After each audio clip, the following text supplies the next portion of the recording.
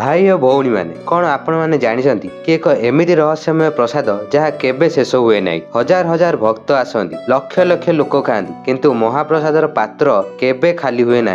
यह केवल एक आश्चर्य नुहे, यह पुरी जगन्नाथ मंदिर महाप्रसादर गभीर रहस्य जहाँ शताब्दी धरी चली आसी। आसतु शुणा यही अनंत प्रसादर पछर दिव्य रहस्य। पुरी मंदिर रोषेई घर बा रोषघर हेउची विश्वर सबुठारु बड़ रंधाघर। एठारे प्रतिदिन 56 प्रकार भोग रंधा जाए। हजार हजार सुआर बा रंधाड़ी काम करती एवं प्रतिदिन 1 लक्षरू अधिक लोकंकु महाप्रसाद बंटा जाए। किंतु सबुठारु बड़ आश्चर्य हेउची प्रतिदिन एक निर्दिष्ट परिमाण रे खाद्य रंधा जाए, किंतु भक्तों संख्या कम किंबा अधिक हेले मध्य केबे यह अभाव हुए नहीं कि केबे बळका हुए नहीं।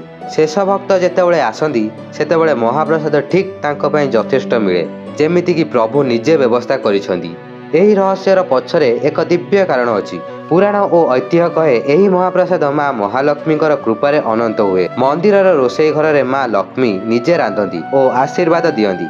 प्रतिदिन भोग प्रस्तुत हेबा परे प्रथमे प्रभु जगन्नाथ और पर देवी विमला को अर्पण करा जाए, तापरे यह महाप्रसाद हो जाए। एही प्रकार माँ महालक्ष्मीकर अनुग्रह जोगु खाद्य केबे अभाव हुए नाही। यह अन्नपूर्णार कृपा परी अनंत होइथाए।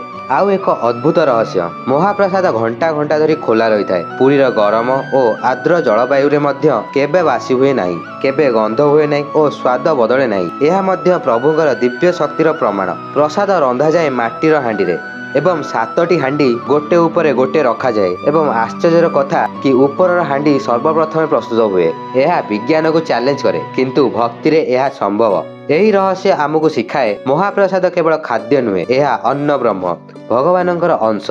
यह खाइले पाप धोई जाए एवं जन्म और मरणर चक्ररू मुक्ति मिले। प्रभु जगन्नाथ भक्त को केबे भोकरे रखती नहीं, तांकर कृपारे प्रसाद अनंत हुए। यही महाप्रसाद एक कणिका खाइले हृदय भक्ति रे भरी जाए। तेणु पुरी आसी निश्चिंत महाप्रसाद थरुटे ग्रहण करंतु। यह प्रभुଙ୍କର अनंत दयार प्रतीक।